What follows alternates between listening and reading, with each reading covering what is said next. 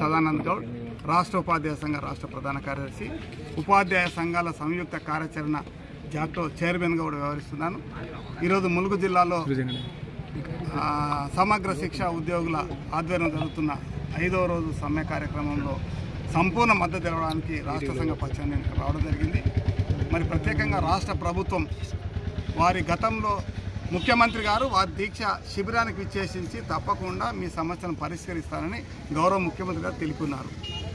కానీ ఈరోజు పరిస్థితి ఏంటంటే రాష్ట్ర అధికారులు వారిని మొన్ననే 4 రోజుల కింద చర్చలకు పిలుచున్నారు. కానీ చర్చలకు పిలిచిన సందర్భంలో మరి మాట్లాడే తీరులో అధికారుల తీరు కానీ అదే సందర్భంలో సంఘాల తీరు కానీ ఒకే విధంగా ఉండదు. కాబట్టి అధికారులు వారు చర్చలలో వాటిని పరిష్కరణ దిశగా అధికారులు లేకపోవడము, మిమ్మల్ని రెగ్యులర్ చేయడము, మినిమం టైమ్స్కి ఇవ్వలేము, ఇది కాదు కదా రాష్ట్ర ప్రభుత్వ అధికారులు చెప్పవలసింది. రాష్ట్ర అధికారులు రాష్ట్ర ప్రభుత్వానికి ముఖ్యమంత్రి గారు, విద్యాశాఖ మంత్రి గౌరవ ముఖ్యమంత్రి గారు ఉన్నారు.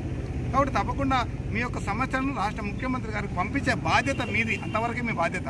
చర్చలకు ఆ పై స్థాయిలో సెక్రటరియట్లో ప్రిన్సిపల్ సెక్రటరీ ఈరోజు శ్రీధర్ సార్ గారు ఉన్నారు.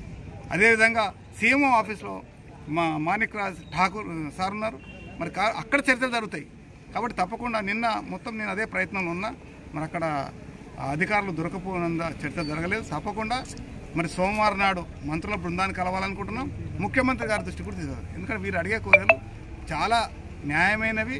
తప్పకుండా సమగ్ర శిక్ష భాగంలో పనిచేసిన వాళ్ళందరికీ కూడా మినిమం టైం స్కేల్ ముద్దస్తుగా రెగ్యులరైజ్ అంటే మాకు తెలుసు. కాబట్టి మినిమం టైం స్కేల్ ఇవ్వాలని డిమాండ్ చేస్తూ, అదే కోణంలో పీటీఐ వాళ్ళు కూడా 10 నెలల వేతనాలు ఇస్తున్నారు. వారికి తప్పకుండా 12 నెలల వేతనాలు ఇవ్వాలని, అదే కాకుండా వాళ్ళు అడిగే కోరికల్లో మినిమం పీఆర్సీ వచ్చిన తర్వాత రావాల్సిన డిమాండ్స్ కొన్ని ఉన్నాయి. తప్పకుండా ఈ ప్రభుత్వం, కాంగ్రెస్ ప్రభుత్వం, గౌరవ ముఖ్యమంత్రి గారు తప్పకుండా వాటిపైన దృష్టి సారించి పరిష్కరించే దిశలో, ఎందుకంటే సమ్మెకు పోవడం అనేది సరైనది కాదు. కానీ తప్పని పరిస్థితుల్లో సమ్మెకు వెళ్ళారు వీళ్ళు.